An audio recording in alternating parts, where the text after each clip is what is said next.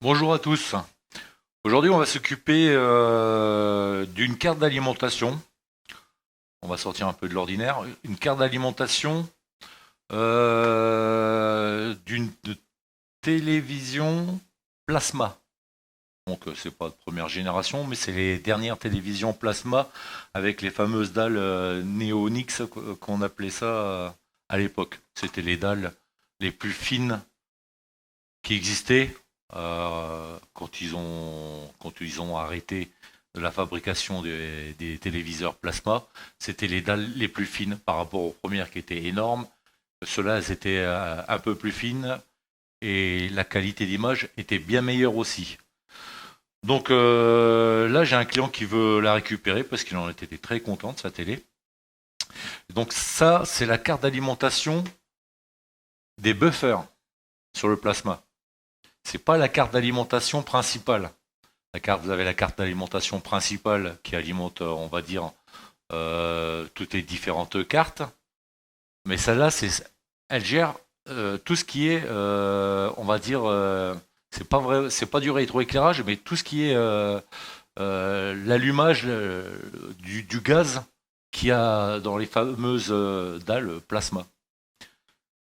Donc la maladie là-dessus, les étages d'alimentation qui lâchent principalement pour alimenter les buffers. Donc celles-là, c'est des cartes qui se trouvent plus en neuf, hein.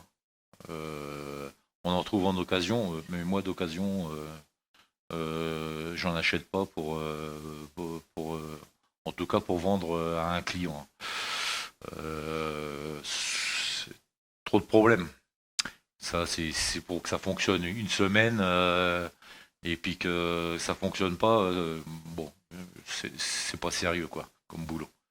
Donc j'ai acheté tous les composants pour refaire la ligne d'alimentation principale qui va directement au buffer. C'est-à-dire là, il y a une diode, il y a deux transistors de puissance. Diode. Hop, je me place. Puissiez voir. Alors ici une diode, elle a brûlé. Ici deux transistors de puissance. Ici, une des deux, c'est un transistor de puissance aussi, une diode et transistor de puissance par ici. Et derrière, à cet endroit-là, vous avez deux MOSFET. Là où il y a mes doigts. Il y a deux MOSFET. Et après, on va dire que c'est l'alimentation, le commencement. Et après, c'est amplifié par les premiers composants, tous les gros transistors de puissance, plus les diodes. Voilà. Et ça, c'est les sorties. Hop, sortie buffer, sortie buffer, sortie buffer. Voilà. Et là, vous avez un connecteur qui repart sur l'autre. Je sais pas, je me rappelle plus. Si elle repart sur la Ticone, la petite carte Ticone, mais je crois pas. Je crois qu'elle repart de l'autre côté sur une autre carte beaucoup moins importante que celle-ci pour alimenter l'autre partie de la dalle buffer, qui est, on va dire, plus light au niveau alimentation. Et là, vous avez le connecteur. Hein, voilà. Ce connecteur-là, il s'en va à la petite carte Ticone. Donc forcément, comme c'est en court-circuit, vous voyez la LED de la petite carte Ticone qui se met à clignoter, qui cherche à voir s'il n'y a pas de problème, elle clignote et puis elle finit par s'arrêter. Bon, j'ai pris les mesures, tout a cramé, hein. En partant des MOSFET, les transistors, la diode qui est un peu cachée par les condensateurs ici, mais la diode elle a une belle auréole de bien brûlée. Donc et puis les transistors, faut tout faire, hein. Si vous faites morceau par morceau, vous n'en sortirez jamais. Vous risquez de recramer, si vous changez qu'un seul composant et pas les autres, vous risquez de recramer la diode. Si vous en changez qu'un transistor de puissance, vous risquez de recramer et le transistor que vous venez de changer, plus encore la diode. Donc il faut tout faire pour être tranquille. On n'est pas à l'abri que sur les buffers, il y en a un. Oui, c'est les petits carrés là qui sont soudés, là, siliconés, qu'il n'y en a pas un en défaut. Ça, on verra. Mais déjà, je sais que sur cette version de carte, l'étage d'alimentation, elle lâche quand même, au bout d'un certain temps, elle lâche quand même. Donc on va déjà la refaire et on verra ensuite s'il y a un autre problème sur les buffers. Donc on s'occupe de ça.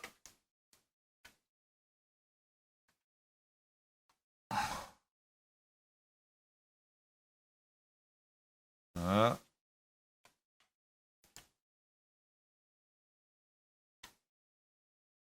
Ok. Bon, on va commencer par la diode RX 110 ou 410, je sais plus.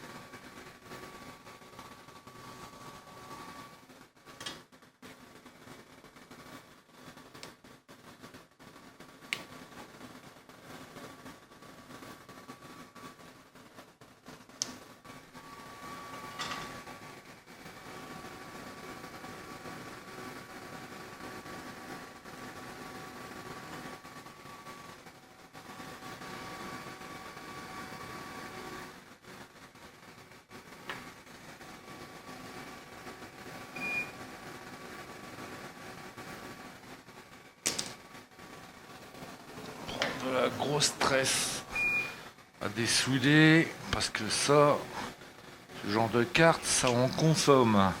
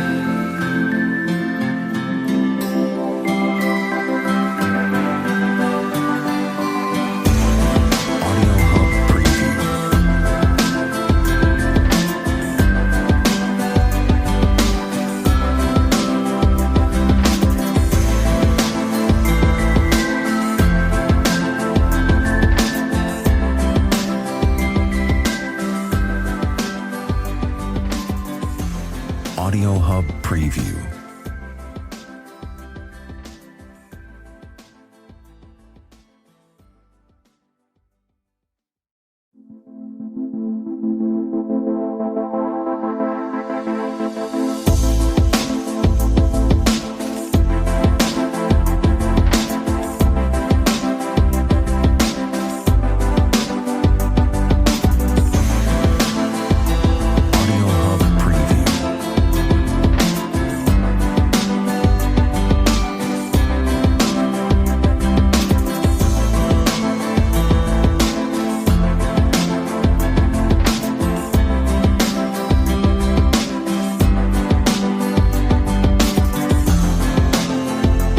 Audio Hub Preview.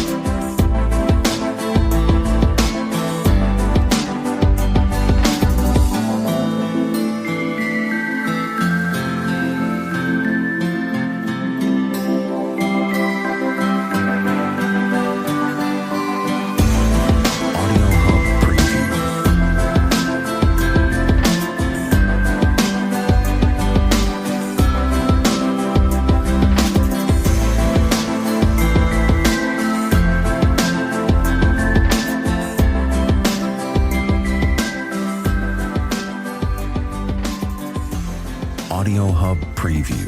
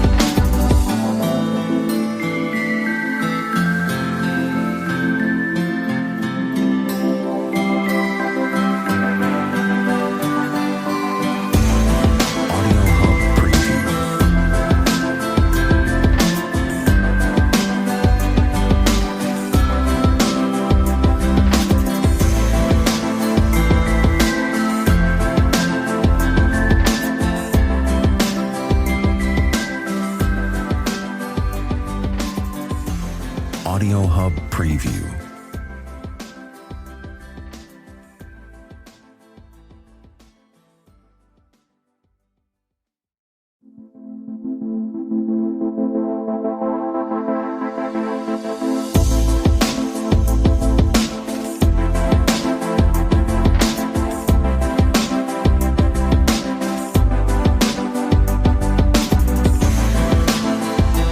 Audio Hub Preview. Audio Hub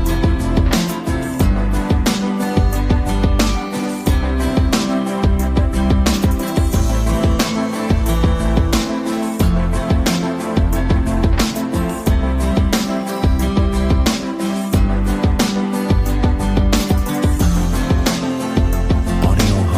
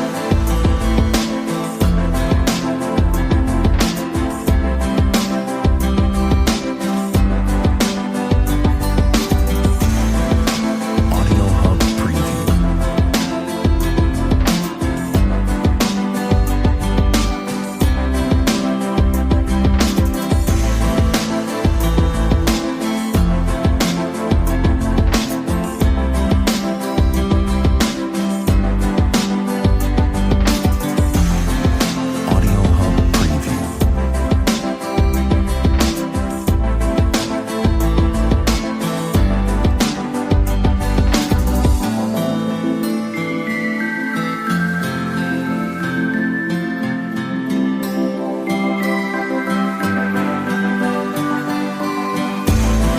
Audio Hub Preview.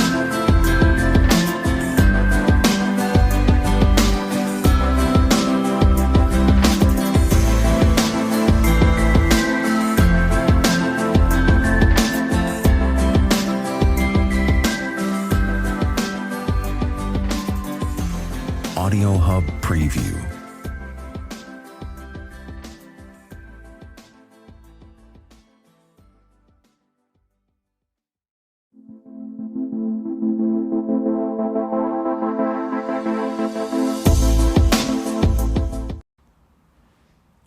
Donc voilà, la carte mère, elle est remontée. Donc c'est un plasma, comme je vous disais. Donc carte d'alimentation principale. La carte qui gère tous les signaux vidéo, audio, réseau, tuner TV. La carte Ticon qui est là. Le système pour allumer la dalle, mais ça c'est la partie light qui vient par le câble se reprend sur celle-là que j'ai réparée, la carte principale pour déclencher l'allumage de la dalle. Donc je rappelle, ici la diode elle a été changée. Ici vous avez un condensateur, un kV 330 PF. Ici vous avez deux transistors de puissance. Voilà, deux transistors de puissance. Là un transistor, non, une diode, transistor de puissance, et celui-là, transistor de puissance, et les deux MOSFET derrière, qui est le départ de l'alimentation. Donc tout ça a été remplacé, c'est du neuf, au moins là je suis sûr que c'est fiable par rapport à une carte mère d'occasion déjà compliquée à trouver. Fiabilité, alors là, à mon avis, c'est coup de chance, mais de toute façon, ce type de carte mère, on va dire de carte d'alimentation sur des appareils qui ont un certain âge comme ça, de plasma, mais hors des questions, je préfère refuser la réparation que d'acheter une carte d'alimentation comme ça, qui est quand même assez spécifique pour allumer les plasmas, et qu'elle me lâche dans une semaine, donc on aura tous perdu du temps, le client pareil, et puis du temps et de l'argent pour rien du tout. Donc là, c'est la ligne buffer. Là, c'est qu'une seule plaque. Là, vous voyez, bien souvent c'est coupé en deux, mais celle-là, elle est complète. Donc, bien entendu, avant de rebrancher sur la carte d'alimentation principale, j'ai bien contrôlé au connecteur. Il y a 3 connecteurs pour le buffer. J'ai bien contrôlé qu'il n'y en avait pas un en court-circuit. Parce que s'il y en a un en court-circuit, vous avez beau changer toute la ligne d'alimentation, ça ressaute aussitôt. Dès que vous mettez l'allumage, dès que vous mettez vous branchez votre câble d'alimentation, vous allumez à la télécommande, terminé, ça saute aussitôt, c'est instantané. Quasiment. Mais bien souvent, c'est instantané. Donc bien contrôler que c'est pas en court-circuit. Donc je savais qu'elle n'était pas en court-circuit avant d'acheter les composants pour refaire toute la ligne d'alimentation. C'est pour ça que j'ai acheté ce qu'il faut pour refaire cette carte d'alimentation pour les buffers, sachant qu'il n'y en avait aucun de défaut, parce que les buffers, je n'ai pas regardé, mais ça, est-ce que ça se trouve encore en neuf pour le refaire, ça, j'en suis pas sûr du tout. Donc ça, c'est... Voilà. Donc ça fait ça. C'est déjà une grande télé quand même. Elle doit faire... je sais pas, mais elle doit bien faire à l'époque, dans les 150 cm environ, 151. C'est déjà une grande télé.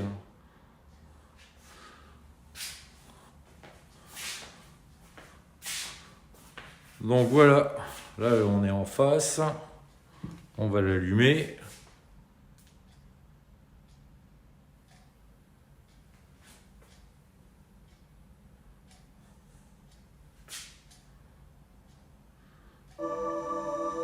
Voilà, j'avais laissé une console de jeu dessus, une PS4 qui traînait dans le placard.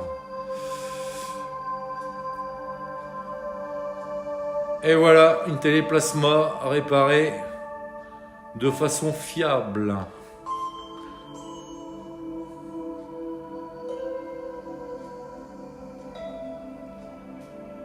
On va couper le son.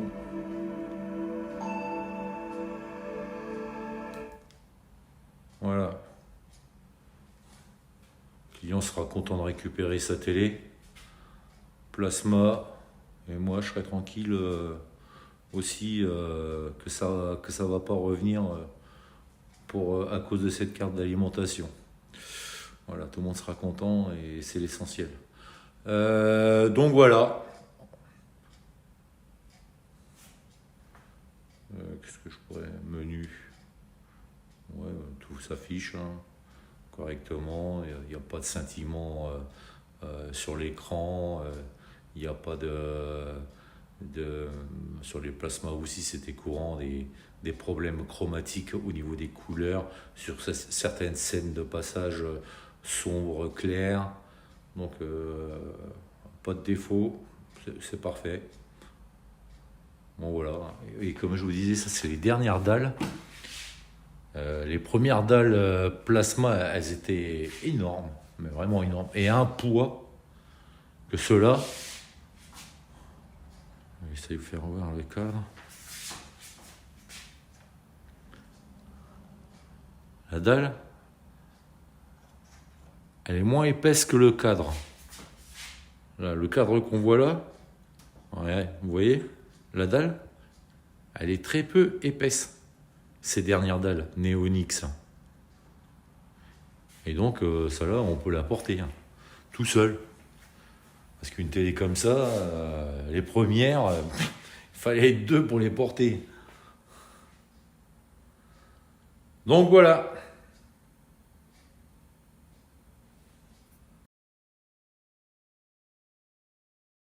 Donc voilà, une petite vidéo qui sort un peu de l'ordinaire. La réparation d'une télé plasma. Pas de première génération, mais le client,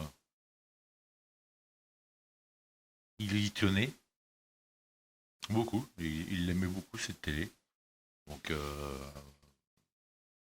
on a essayé de trouver une solution pour la réparer, mais de façon fiable. Je répète parce que j'avais regardé des cartes mères neuves. Bon, je savais déjà que j'allais pas en trouver des neuves, ça c'était sûr. Et d'occasion, des 50 euros, des 60 euros pour des cartes mères d'occasion. Vous connaissez pas l'historique de ces cartes mères. Vous savez pas si elles ont tourné. Elles ont sûrement tourné, mais en tout cas, il n'y en a pas une seule qui était marquée reconditionnée ou quoi aux caisses. À mon avis, ça fonctionne. Combien de temps? Donc, ça, j'en veux pas, comme j'avais précisé. Donc, j'ai préféré commander tous les composants pour refaire tous les tâches d'alimentation en neuf. Donc,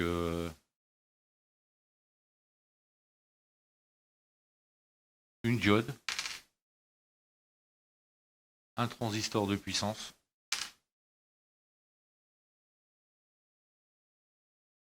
transistor de puissance,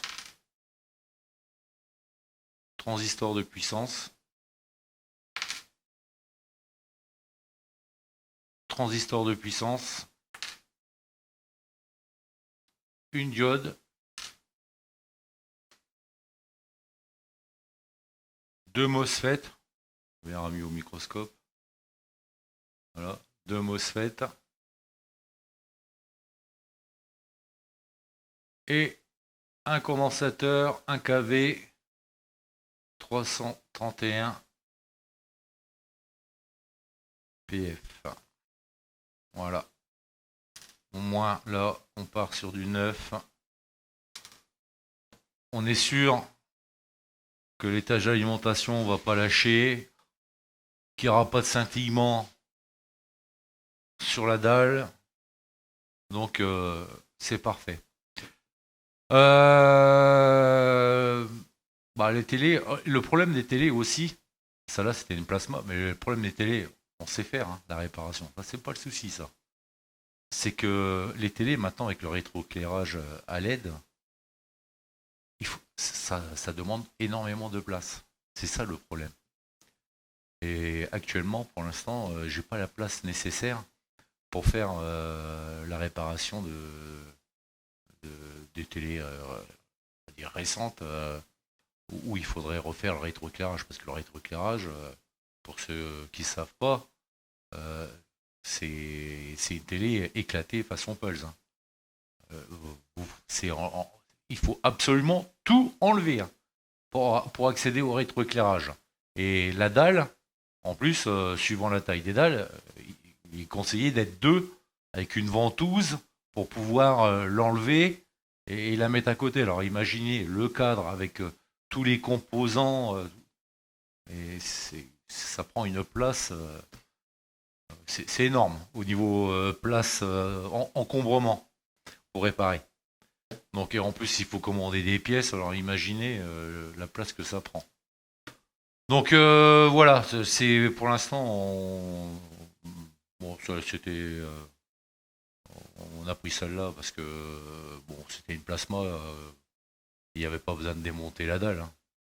De toute façon si la dalle a été morte, on n'en parlait plus quoi. l'affaire elle était close.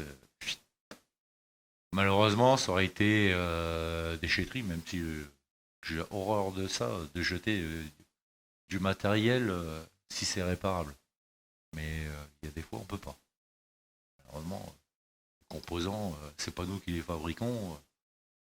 Donc si on les trouve pas, on peut pas le faire.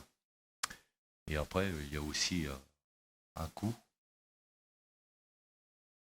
pour la réparation. Mais voilà. En espérant que cette vidéo vous a plu, portez-vous bien et à la prochaine.